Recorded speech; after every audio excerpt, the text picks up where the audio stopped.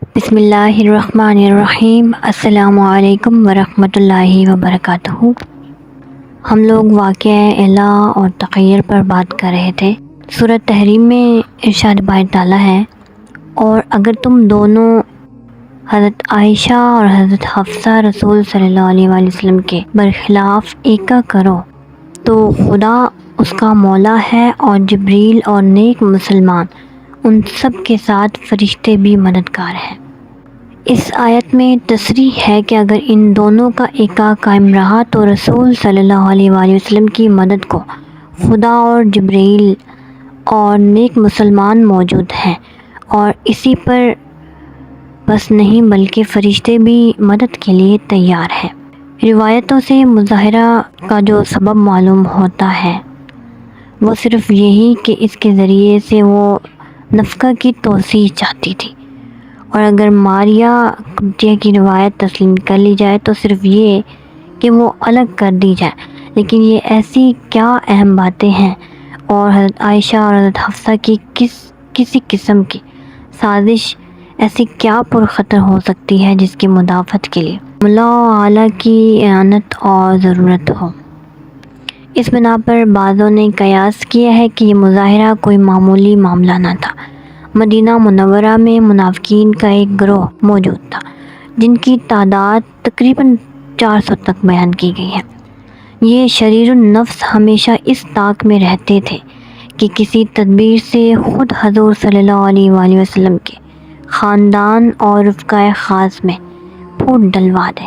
ابن حجر نے اصابہ میں حال لکھا ہے، وَكَانَتْ تَحْرِشْ بَيْنَ أَزْوَاجِ النَّبِي صلی اللہ علیہ وسلم، کہ وہ ازواج مطہرات کو باہم بھڑکایا کرتی تھی۔ افق کے واقعے میں ان کو کامیابی کی جھلک نظر آ چکی تھی۔ رسول صلی اللہ علیہ وآلہ وسلم 15 دن تک حضرت عائشہ سے کبیدہ خاطر رہے۔ حضرت حسان افق میں شریک ہو گئے تھے۔ حضور صلی اللہ علیہ وآلہ وسلم کی سالی حمنہ جو حضرت زینب کی بہن تھی وہ بھی سازش میں آ گئی تھی، چنانچہ اس روایت کو اعلان شہرت دیتی تھی۔ حضرت ابوبکر نے اپنے ایک قریبی عزیز مصطح کو، جو شریک تہمت تھے، مالی اعانت سے محروم کر دیا تھا۔ غرض اگر حضرت عائشہ کی برات پر وحی نہ آ جاتی تو ایک فتنہ عظیم برپا ہو چکا تھا۔ معلوم ہوتا ہے کہ جب ازواج مطہرات کی کشش خاطر اور کبیدگی اور تنگ طلبی کا حال منافقوں کو معلوم ہوا تو ان بد نفسوں نے اشتعال دے کر بھڑکانا چاہا ہوگا۔ چونکہ مظاہرے کے ارکان اعظم حضرت عائشہ اور حضرت حفصہ تھی، ان کو خیال ہوا ہوگا کہ ان کے ذریعے سے ان کے والدین حضرت ابوبکر اور حضرت عمر کو اس سازش میں شریک کر لینا ممکن ہے، لیکن ان کو یہ معلوم نہیں تھا کہ حضرت ابوبکر اور حضرت عمر حضرت عائشہ اور حضرت حفصہ کو رسول صلی اللہ علیہ وسلم کی خاک پر قربان کر سکتے تھے۔ چنانچہ جب حضرت عمر کو اذن نہ ملا تو انہوں نے پکار کر کہا کہ ارشاد ہو تو حفصہ کا سر لے کر آؤں۔ آیت میں روئے سخن منافقین کی طرف ہے، یعنی اگر عائشہ اور حضرت حفصہ سازش بھی کریں گی اور منافقین اس سے کام لیں گے تو خدا پیغمبر رسول صلی اللہ علیہ وآلہ وسلم کی مدد کے لیے موجود ہیں، اور خدا کے ساتھ جبریل اور ملائکہ بلکہ تمام عالم ہیں۔ ان واقعات میں کذابین رواتہ نے اس قدر تلبیسات اور خدائیاں کی ہیں کہ بڑے بڑے مورخین اور باب سیر نے یہ روایتیں اپنی تصانیف میں اسناد درج کر دی۔ اس لیے ہم اس بحث کو کسی قدر تفصیل سے آپ کے ساتھ شیئر کرنا چاہتے ہیں۔ اس قدر عموماً مسلم ہے اور خود قرآن مجید میں ذکر ہے کہ حضور صلی اللہ علیہ وآلہ وسلم نے ازواج مطہرات کی خاطر کوئی چیز اپنے اوپر حرام کر لی تھی۔ اختلاف اس میں ہے کہ وہ کیا چیز تھی۔ بہت سی روایتوں میں ہے کہ وہ ماریہ قبطیہ ایک کنیز تھی جن کو عزیز مصر نے حضور صلی اللہ علیہ وآلہ وسلم کی خدمت میں تحفتاً بھیجا تھا۔ ماریہ کی روایت تفصیل کے ساتھ مختلف طریقوں سے بیان کی گئی ہے، جن میں یہ بھی بیان کیا گیا ہے کہ حضور صلی اللہ علیہ وآلہ وسلم کا راز جو حضرت حفصہ نے فاش کر دیا تھا، انہیں ماریا کا راز تھا۔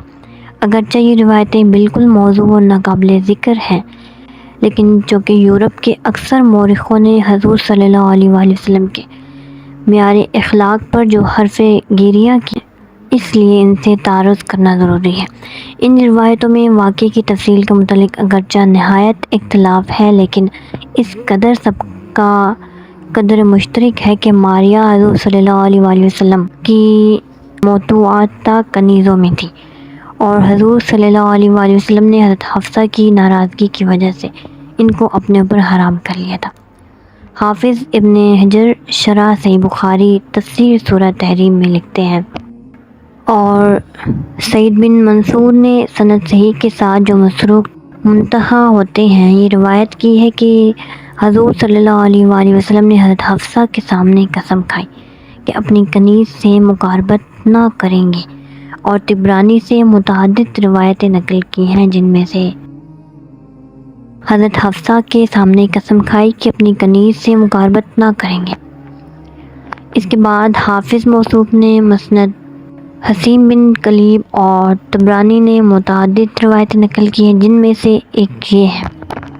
فتح الباری مطبوعاتہ مسرج صفحہ نمبر 530 کہ طبرانی نے ضحاک کے سلسلے میں حضرت ابن عباس سے روایت کی ہے کہ حضرت حفصہ اپنے گھر میں گئی تو حضور صلی اللہ علیہ وآلہ وسلم کو حضرت ماریا کے ساتھ ہم بستر دیکھا۔ اس پر انہوں نے حضور صلی اللہ علیہ وآلہ وسلم کو مائب کیا۔